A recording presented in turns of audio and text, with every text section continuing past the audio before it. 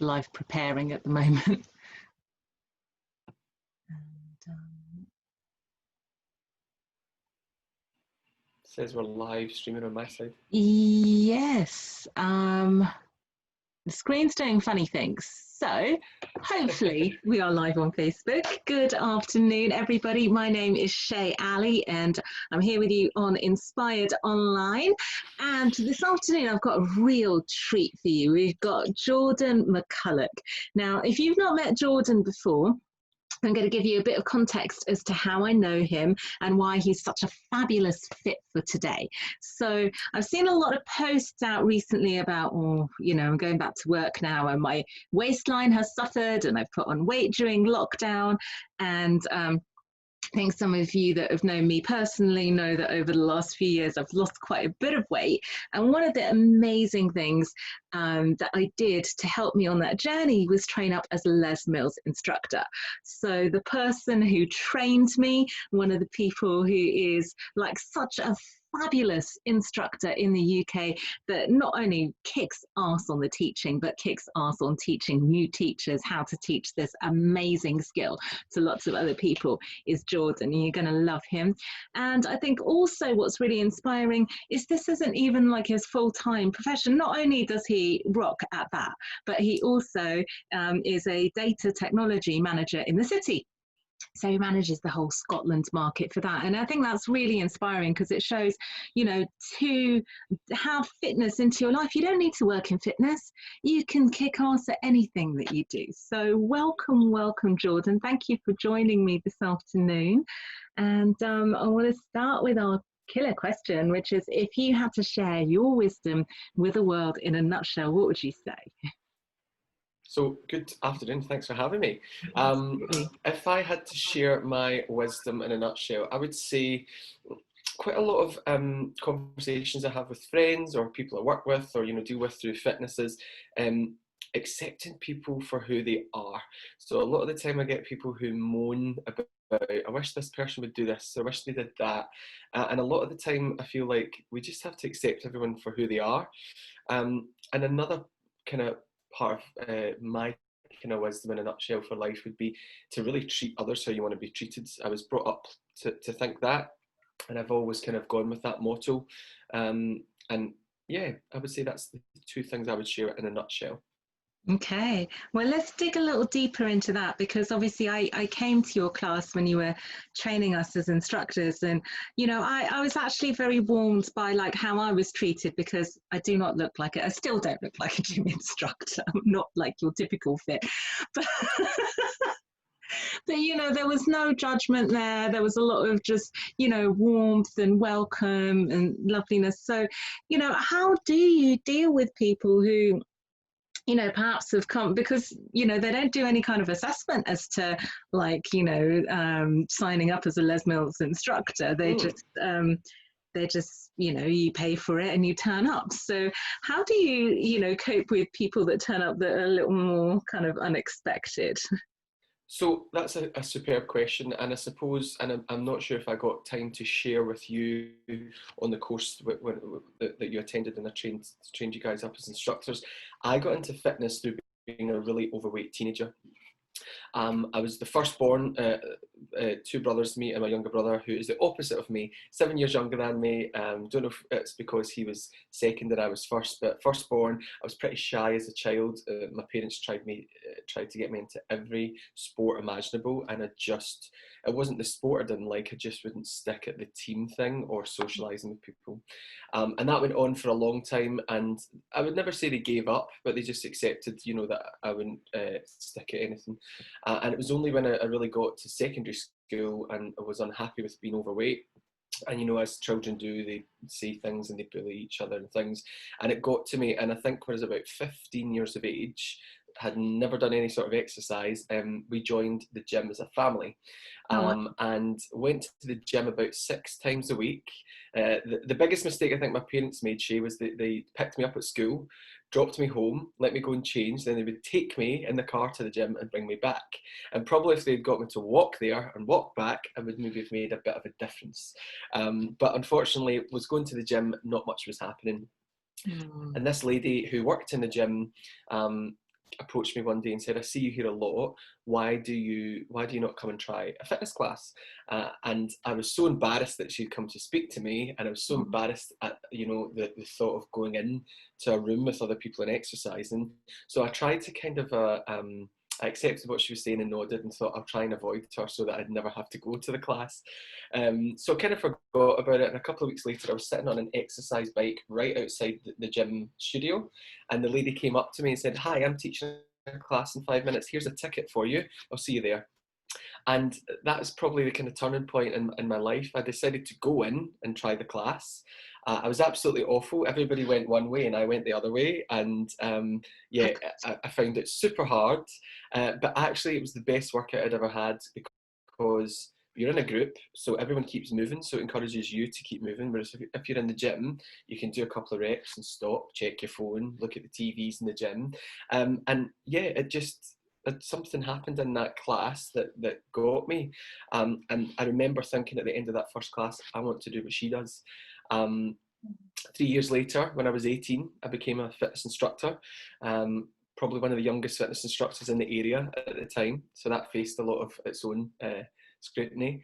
And then I remember the first time I went to a Les Mills event when a Les Mills trainer taught the class, and the same thing happened. I thought, I want to be doing what he does. And it took me 7 years. It's a long time, quite hard to get into. There's about 8,000 instructors in the UK, and there's only about 65 trainers and presenters. So it took me a while to get there, but set out and got my goal. And yeah, that kind of brings me to, because of where I've come from and what my journey was, I think anyone can be a fitness instructor, especially teaching a group fitness class. People come to a class because they want to work out together. It doesn't really matter what the instructor looks like, what size or shape they are. It's whether that person can take a group through a workout and give them what they need from it. So in a long kind of road for a shortcut, that's where I come from when I deliver training or when I teach a class. Yeah, no, that's really beautiful. And I mean, so encouraging to see as well, that you don't have to come from that traditional background or look a certain way in order to do that. And, to be one of 65, you totally deserve it, by the way. His classes rock. So if they're open to other people, then go to Jordan's classes, and we'll ask him about that a bit later. But let's talk about, people in lockdown and that group in society that's like, I've now got a drinking problem, or my waistline's expanded, or whatever it is. How can you get motivated to go to the gym, particularly if you don't have like the perfect six-pack already and you're a bit embarrassed about even walking through the door? Yeah. So first of all, I think everybody needs to accept that the majority of us in lockdown have drank more or ate more, or maybe not exercised as much as we did previously if you were a gym goer. I have to admit, before lockdown, I was very anti-exercising at home. I wasn't one of those people that liked to do that. But unfortunately, because of lockdown and gyms being closed, and and if you don't like to run, which I did a little bit more of in lockdown, then you do have to exercise at home. So for people now that gyms have reopened and life is starting to kind of get back to some sort of normality, I think it's, taking baby steps. So if maybe you were drinking every single night in lockdown, it's maybe reducing that, and, maybe it's drinking from Thursday to Sunday, for example, or reducing what you drink. And then exercising, take baby steps, go to the gym, don't put any pressure on yourself. Or if you go to a fitness class, you don't have to do the whole class, or tell the instructor, when gyms reopened a couple of weeks ago and I returned to teaching, I told the class at the start, please don't put any expectations on yourself. If you haven't done any exercise for months, then you're not going to be like what you were 5 months ago. No, so I think it's all about accepting where you are. Yeah, lovely. And I know also you balance, actually teaching fitness to a very high level with this amazing career that you have as well. So, some people, I'm a barrister, so I would hear this a lot in even my profession. I don't have time to go to the gym. What would you say about how to add fitness into your life and how to balance that perfectly? Yeah, that's a really good question. And I've certainly noticed that now that life has restarted. So before I was working from home in my day job, and then didn't have anywhere to go and teach, didn't have to run off to the gym or run here, run there. And now that life is restarted and I have to do that, I think it's about finding something you can do in a short duration. So I've become a massive fan of 30-minute workouts, Ooh, because 30 minutes goes by like that, yeah. and 30 minutes is better than nothing. So sometimes I'll sit at home and think, you know what, I've taught about 5 classes this week. I went for a run the other day. I'm not going to do anything today. But you know that way when you feel like you need to do something because it's good mentally. So I think trying to maybe find even 20 minutes, but 20 to 30 minutes, and you feel amazing after it. Okay. And no, that's really good. I mean, well, for me personally, I've been like doing a 2-hour workout every day, and I mean that's Wow. possibly a bit too much. And people are like, "Oh, why do you do that?" But no, I genuinely have enjoyed it, and now I'm thinking to myself, if I have to go back to court, which I do, um, how am I going to sustain that? I don't know. Mm. You know. So that's really nice. You know, it's reassuring that is 30 minutes like an ideal number for, I don't know, boosting endorphins and keeping you fit. Yeah, definitely. And I think, just to put that into context, it could be that I do 30 minutes of cardio. So I've got a garden, astroturfed, so it's a great place to exercise when it's not raining. And you can do 30 minutes of cardio, or even yesterday, I did 30 minutes of just, some yoga or body balance and do a stretch. I felt really tight all weekend, sitting on an office chair all week and things like that. And you just feel great after it. So 30 minutes of anything is a good place to start. Fabulous. Now you talked about your journey when you were, when you were younger, and you didn't look like you do right now, in terms of figure and that kind of thing. How do you even start? And how do you get from, if you have that vision from, okay, I'm overweight and I don't know where to get there, what sort of mindset did you nurture in yourself to actually then get to where you wanted to be? Yeah, that's a really good question. I suppose for me, it was because I had been going to the gym and going through the motions of it. I didn't really love it. And when that fitness instructor, the lady who approached me and said, come and try my class, when we started to move, and when I heard the music, and the music, motivates you, it just clicked with me, and it became something that I enjoyed. Yeah. And I think that's probably, if you ask most people who love exercise, or who are addicted to exercise, it's probably because they're addicted to, the feel that they get from it, or just the type of exercise they're doing. So I suppose for anyone who's struggling to get that mindset, I would say try a variety of things and see what you like. There's no point, for example, in going out for a 5K run if you don't like running. If you try it a couple of times and you're like, I really hate this, don't do it. Find something that you do like. But I would suggest, being completely honest and open and trying as many different types of exercise till you find something that you like. However, along with that, you have to have the confidence to go and try things. And I would say that a lot of people have misconceptions that, well, I'm not going to go to try that club or that class out because all the people there will know what they're doing and they'll judge me. I must admit, I've been in the fitness industry now for about 15 years, never been to a class, or joined a club to try something out, and people have done that. They're always happy because they're passionate about it to have new people along to try it out. So along with, trying different things, you've got to be confident, but I would say take that leap and do it. Yeah, absolutely. Now, obviously, you were a teenager when your parents joined the gym as a family. So let's talk to the parents out there. What if your kid is one of these kids that, well, like I was teased in the playgrounds because of being overweight and, all that kind of thing. Yeah. What's the balance there between, okay, nurturing your child with love and being like, the bullies, it doesn't matter and just let it go, and between like actually trying to help your child along to be healthier? That's a superb question, and it's not one I can really speak to because I don't have children personally myself. No, but And I think you were a child with that yeah, experience, perhaps. yeah. Where But I always used to think, if I was a parent, I would do this and I would do that. And unfortunately, and I'm sure anyone who is a parent would say this, that changes when you actually have a child of your own. So what you might say when you don't have children changes. I think, I would say to the parents that, look at your own lifestyle. Parents, children copy what their parents do. So, what could you do to maybe change your lifestyle? Or could you, if a child's overweight, could you take them out and, I would say the only thing my parents didn't try was walking. And I know a lot of people who are overweight have started to lose some weight through increasing the amount of steps that they do. Big thing nowadays, right? Everyone usually has one of these and they can track their steps. Yeah. So that's maybe something that parents can do with the children. And then the big one is obviously what you eat. And I know a lot of children, or parents just give in and give their children junk food or whatever, for an easy life. So maybe it's having some of that in moderation.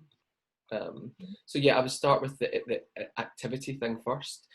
Children obviously are growing, so maybe it's not so much nutrition for them. Maybe as a child it's more about activity, whereas for an adult it's maybe more about nutrition versus activity.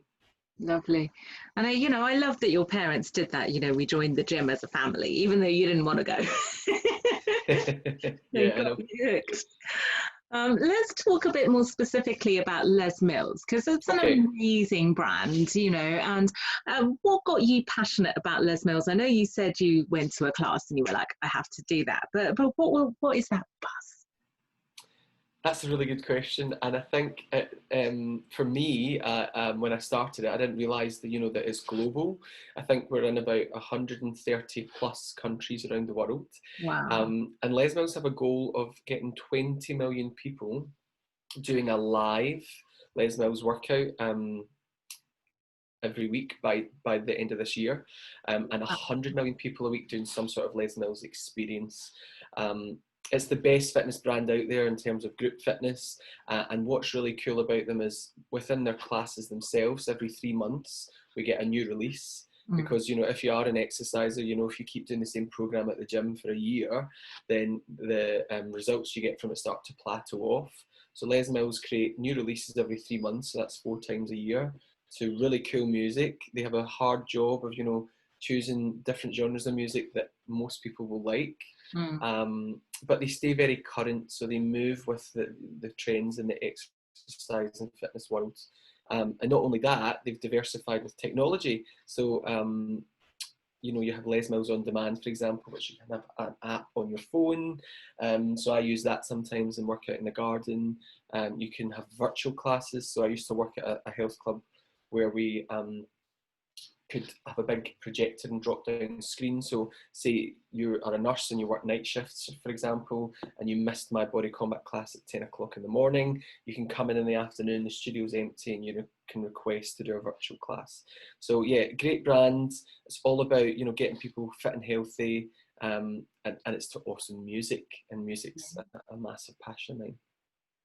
And there's lots of different types of classes as well. Obviously you trained me in body pump, but there's balance, there's dance, there's, I don't know, grit. Yeah, we have about 17 different programs or products, and we even have one for children now as well, which is fantastic. Oh, okay. Yeah. Well, what's the children one? So that's called Born to Move, and within that there's different products or different exercises or genres of movement like the adult classes. So it's a great way to get them ready to come to the adult classes. I started doing Les Mills classes, as I told you, when I was 15, but they didn't have the children's product then. But the idea now is that they can do that between the ages of 3 to 16, and then they can move into the adult products. Wonderful.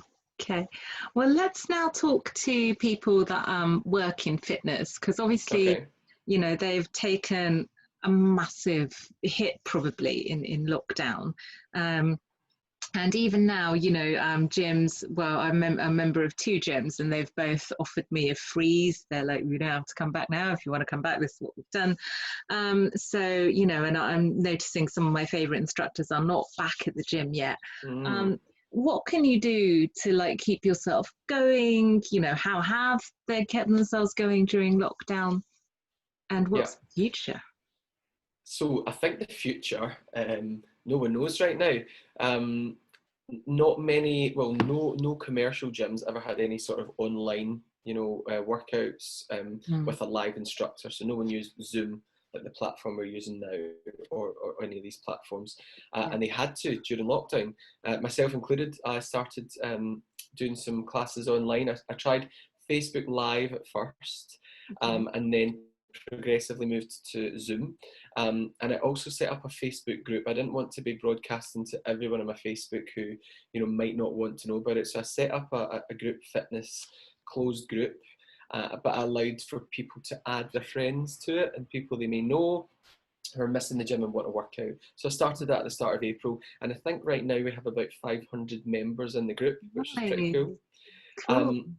Because I have a day job and I've got lots of other things going on, anytime I offer a class, it's free of charge. However, I do know that, a lot of people that yourself and I know, Shay, it's their full-time job. So, a lot of people that I know have commercialised it and they charge for it. And I think that's great. Charging maybe cheaper than the gym does themselves, or personal trainers, personal training online. So I think for anyone who does it full-time, the thing that they need to do now is get online. That's where it's going. Really cool thing, I taught a body combat class on Saturday morning, had about 40 people there from all over the UK. Now that wouldn't happen if I went to the gym down the road in London where I teach, because they're all from London, right? Because we live here. So that's pretty cool. But yeah, in short, if you're in the fitness industry, you need to be getting online. People are PTing online and doing classes online. Okay. So one of the big objections that I've heard about online, and actually pump in particular, somebody I know that's very passionate about fitness, and she's like, can't do pump unless it's taught properly, because the techniques are quite specific and you've got to not injure yourself, obviously. Do you think that's harder to assess online, particularly when you're teaching around 40 people, and how do you mitigate that? Yeah, so it's harder because, if you have a lot of people on Zoom, they all come up in little tiles, and the more people you have, the tiles get smaller. I must let you know that in the middle of lockdown, a friend and I taught combat together one day, and we had 235 people in the class, which was immense. It was immense.